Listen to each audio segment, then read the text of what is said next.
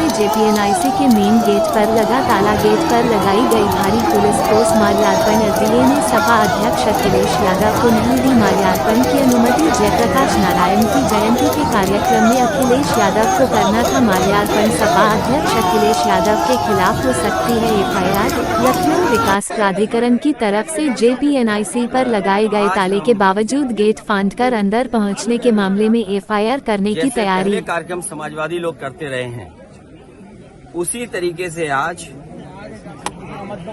जयप्रकाश जी को संपूर्ण क्रांति के नायक के जन नायक नेता के लिए हर वर्ष हम लोग आज की तारीख में आते थे। और ये कोई पहली बार नहीं है कि इस जेपी समाजवाद म्यूजियम में हम लोग माल्यार्पण करने पहली बार आ रहे हों। लेकिन पता नहीं सरकार टीन की शेड लगा करके, टीनें लगा करके, दरवाजा बंद कर करके, ताला लगा करके पता नहीं क्या बताना चाहती थी। ये वही जेपी हैं जिन्होंने संपूर्ण क्रांति का नारा दिया था, और वो इसलिए दिया था कि उन परिस्थितियों में उस समय पर चरम सीमा पर महंगाई थी, चरम सीमा पर बेरोजगारी थी, चरम सीमा पर भ्रष्टाचार था, और न जाने कितना उनके साथ देश के समाजवादी नेताओं को जेल जाना पड़ा, इमरजेंसी लगी। और जिस समय वो पीजीआई अस्पताल में थे, उस समय जो उन्होंने जेल डायरी लिखी, उसमें लिखा कि मैं कैसे सोच सकता हूं एक लोकतांत्रिक देश में इमरजेंसी लग जाएगी। उसमें न जाने कितने लोगों को जेल भेजा गया, कई लोग कई वर्षों रहे, और उस पीड़ा को, उस तकलीफ और परेशानी को जीवन भर नहीं भूल पाए। लेकिन जो नारा दिया था संपूर्ण क्रांति का, जो जगाने का काम किया था, उसने परिवर्तन लाने का काम हुआ, और किया जनता ने। जनता की शक्ति के सामने सरकार की शक्ति का कुछ असर नहीं है। मुझे दुख इस बात का है कि पुलिस लगा करके यहाँ रोक रहे हैं। अधिकारी इस बात के लिए तैयार नहीं है कि किससे पूछें। तो कम से कम ये देश की और प्रदेश की जनता जाने और लोग जाने आखिरकार कौन रोक रहा है, कौन रोक रहा था। इसलिए मजबूरी में जिस तरीके से हर बार माल्यार्पण करने हम समाजवादी लोग आते थे, मुझे याद है जब उद्घाटन हुआ था, नेताजी यहाँ आए थे, नेताजी से मैंने उद्घाटन करवाया था।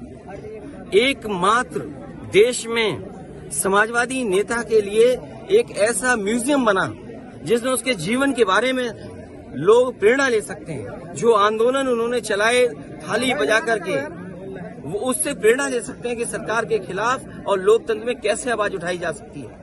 आप आवाज दबाने का काम कर रहे हैं उन समाजवादियों को, उन आने वाली पीढ़ी को जो देश के लिए कुछ करना चाहते हैं, सपना देखा है उन्होंने। ये वही म्यूजियम है जो पूरे उनके जीवन के बारे में बताता है, उसको बंद कर रहे हैं। अपनी कौन सी नाकामी छिपा रहे हैं, अपनी कौन सी ऐसी चीज छिपा रहे हैं जिससे जनता को नहीं आने देते। न केवल ये म्यूजियम जो पीछे बड़ी इमारत है, बड़ी बिल्डिंग है, जो कभी नेताजी ने, जॉर्ज फर्नांडिस ने और उस समय के समाजवादी लोगों ने इसका शिलान्यास किया था। एक सरकार आई जिसने काम नहीं होने दिया, उसके बाद समाजवादी सरकार ने, पिछली सरकार ने इसको शुरू किया। और न केवल भारत में, बल्कि अगर ये बिल्डिंग बनकर के तैयार हो जाती तो दुनिया में एक पहचान बनती बिल्डिंग की कि हाँ, जेपी के नाम पर जिसने इतने बड़े देश के लोकतंत्र को बचाने का काम किया, लोगों को जागरूक किया और एक आवाज दी उन्होंने। और मुझे लगता है कि देश की जनता को एक बार फिर इस सरकार की ताकत के खिलाफ लड़ना होगा, और बिना जनता की शक्ति के लोकतंत्र, समाजवाद और सेक्युलरिज्म बचने वाला नहीं।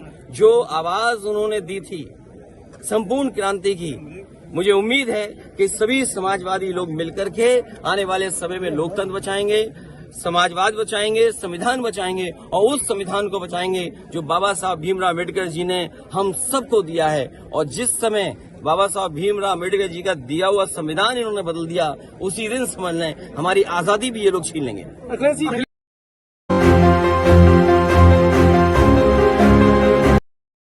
खबर लखनऊ से। उप मुख्यमंत्री ब्रजेश पाठक ने अखिलेश यादव पर आरोप लगाए हैं कि उन्होंने सील की हुई बिल्डिंग में जबरन प्रवेश करके कानून तोड़ा है। दीवार फांद करके वहां जाकर के उन्होंने माल्यार्पण किया है, जिस बिल्डिंग को एलडीए ने, विकास प्राधिकरण ने सील करके रखा था, उनको कानून से कोई मतलब नहीं है, कानून के आसपास भी गुजरना नहीं चाहते। हमेशा कानून तोड़ करके अराजकता फैलाना समाजवादी पार्टी का पुराना स्ट्रगल रहा है।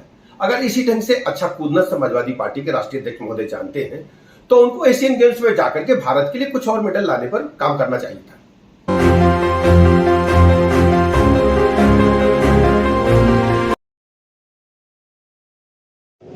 खबर मेरठ से सीएम योगी आदित्यनाथ पहुंचे श्री कृष्णा जन्मभूमि गोल्फ कोर्ट का सीएम योगी ने किया लोकार्पण।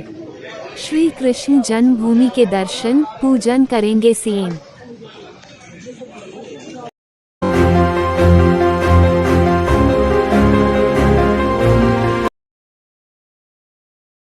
खबर बांदा से हथौड़ा पावर हाउस के जेई और अन्य कर्मचारियों पर लगाया लापरवाही का आरोप। किसान यूनियन आरा के कार्यकर्ताओं ने किया प्रदर्शन। किसान के खेतों में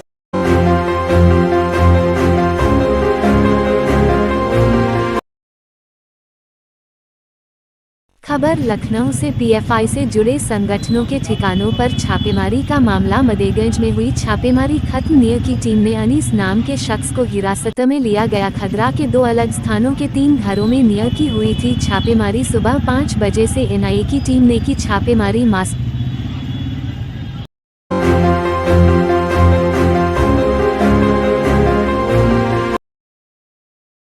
खबर कानपुर से। कानपुर शहर के थाना मूलगंज से निया ने डॉक्टर अबरार अहमद को लिया हिरासत में, साथ में कुछ अन्य लोगों से निया कर रही मूलगंज में पूछताछ। डॉक्टर अबरार पर टेरर फंडिंग के साथ पीएफआई संगठन से जुड़े होने का अंदेशा।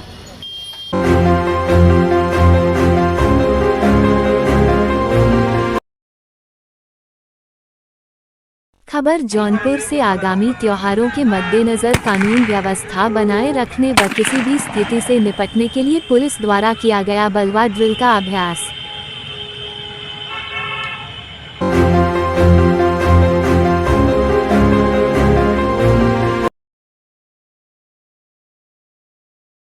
खबर उत्तर अंडस्को प्रदेश से। एक फिर बिना टिकट सफर कर दरोगा का वीडियो सुर्खियों में। गोरखपुर वंदे भारत में बिना टिकट चढ़े पुलिसकर्मी को उतारने का वीडियो वायरल, बना चर्चा का विषय। नहीं, मौका को हम लोग नहीं देते, बिल्कुल भी हम कोई मौका नहीं देते इस गाड़ी में, हम कोई मौका नहीं देते हैं। आप कोई बात नहीं, आप लोग मजाक समझो क्या?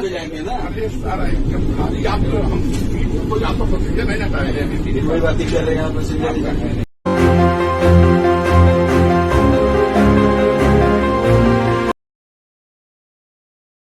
खबर गोंडा से। जनपद के प्राथमिक विद्यालय महेशपुर नवाबगंज के बच्चों ने अपनी प्रेरणादायक रोचक प्रस्तुति से वाकई हैरान कर दिया।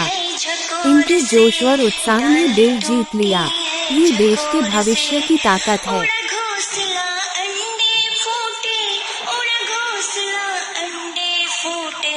किससे दुख की बात कहेगी, किससे दुख की बात कहेगी, किससे दुख की बात कहेगी।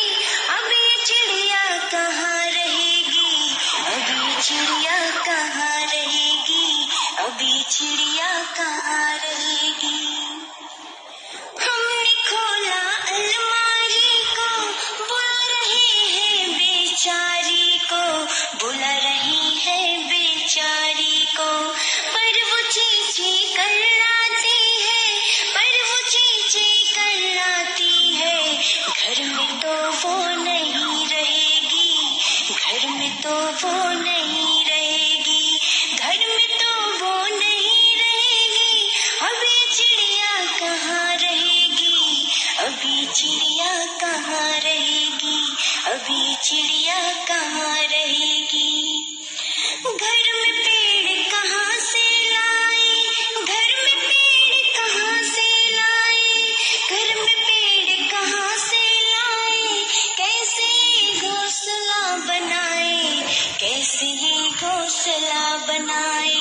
कैसे फूटे अंडे जोड़े, कैसे फूटे अंडे जोड़े, कैसे फूटे अंडे जोड़े। किससे अब बात कहेगी, किससे अब ये बात कहेगी, किससे अब ये बात कहेगी। अब ये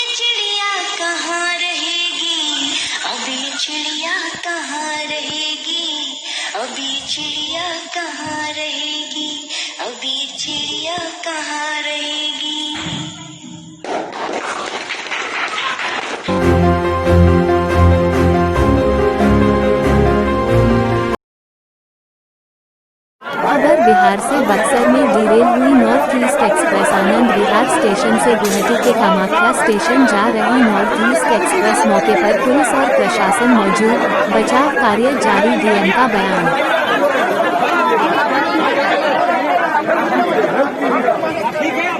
हादसा हुआ है। देखिए, जैसे ही इस बात की सूचना प्राप्त हुई कि रघुनाथपुर में ट्रेन डिरेल हो गई है, पूरा जिला प्रशासन एकदम अलर्ट है और हम लोग सभी यहाँ से भोजपुर जिले से 15 एम्बुलेंस, 4-5 बसेस और हमारे एसडीएम खुद लेके गए। एसडीआरएफ की पूरी टीम को वहाँ रवाना कर दिया गया मेड तरीके से। साथ ही साथ हम वहाँ से जो भी लोग पैसेंजर आएंगे उनके लिए हम स्टेशन पे हमारी 3 एम्बुलेंस खड़ी हैं और हमारे सभी जो अनुमंडलीय अस्पताल हैं और आप देख रहे हैं सदर अस्पताल में भी सारी व्यवस्था कर ली गई है। ब्लड बैंक को भी खोल दिया गया रात में। सारे डॉक्टर्स जो जिनके ड्यूटी नहीं भी थी उनको भी बुला लिया गया है ड्यूटी पे, ताकि किसी तरह जो भी घायल यात्री आते हैं उनको कठिनाई का सामना न कर पाए। हमारे एडीएम, हमारे जो सिविल सर्जन, हमारे एसडीएम, हमारे जो बीएस हैं और सभी डॉक्टर्स यहाँ पर उपस्थित हैं। हम लोग किसी भी तरह के स्थिति से निपटने के लिए तैयार हैं और जो भी हर संभव मदद होगी विलंब किया जाएगा। कितना भी संख्या में डॉक्टर यहाँ पर उपस्थित? देखिए, यहाँ पे जितने भी डॉक्टर हैं उन सबको बुलाया जा रहा है। जितने डॉक्टर यहाँ पास में थे, जिनकी ड्यूटी थी वो तो है ही, उसके अलावा जो आरा शहर में थे उनको बुला लिया गया।